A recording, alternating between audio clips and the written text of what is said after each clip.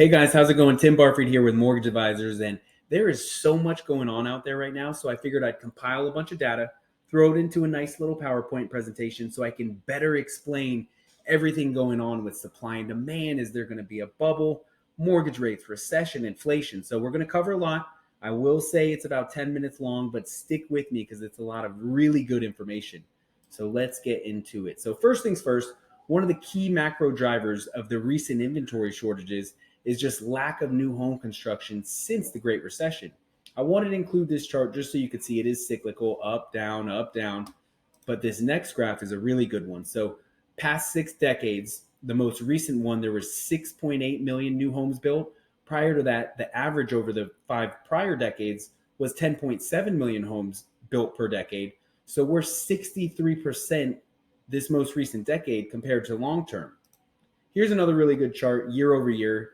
4 consecutive years setting records leading up to the bubble, but the 13 most recent years have all been below the 50-year average. This one really puts the nail in the coffin. So when the bubble burst, there was 3.7 million homes inventory. Most recently today, this says 1.2, but new data came out this morning. We're at 1.3. But the problem is we have 12 million more households today. This is a good one. It just shows number of months of inventory. The data today said we're at about 3 months of inventory. I know it's, not a lot, still considered very low, especially with rates doubling and inventory only rising marginally. But one key thing to know about the inventory number today is that there's 1.3 million homes inventory, 740,000 or so are actually available. The rest are under contract. So in a normal market, only 25% of homes are under contract, but today it's 43% under contract. So if you look at the 740,000 homes today, that's below a 2-month supply. So we are still scary low. Here's a good one for the inventory is going up headlines. So it's just seasonal. If you look back over the 8 years, the peaks and the troughs get lower and lower every year. Again, I said today we're at 1.3. But it's going to start to turn, and who knows how low it's going to go.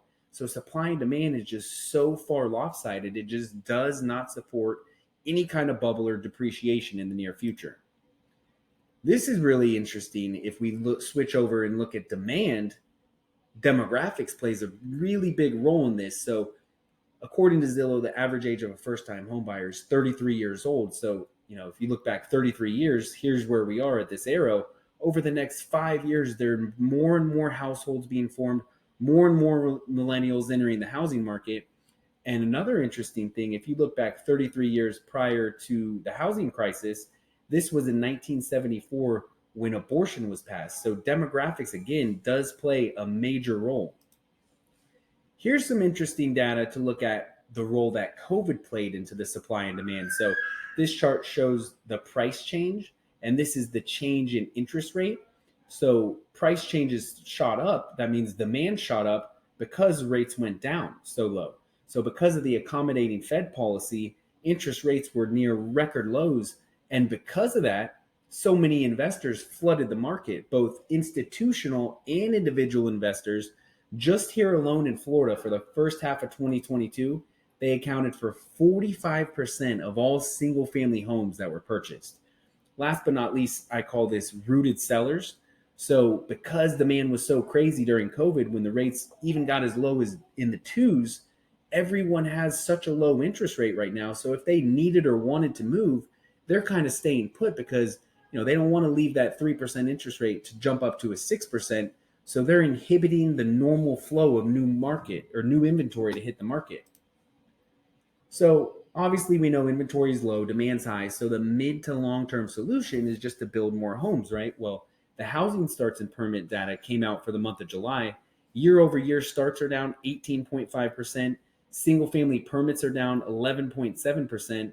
And the annualized pace of completions is just over 1 million. So the builders are really starting to pull back. And this is interesting. I know the numbers don't match up because this is from a couple months ago, but at this point, housing starts 1,370,000 annualized.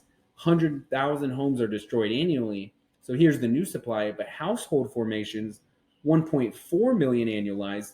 So there's actually a deficit. We're cutting into the inventory, not adding more.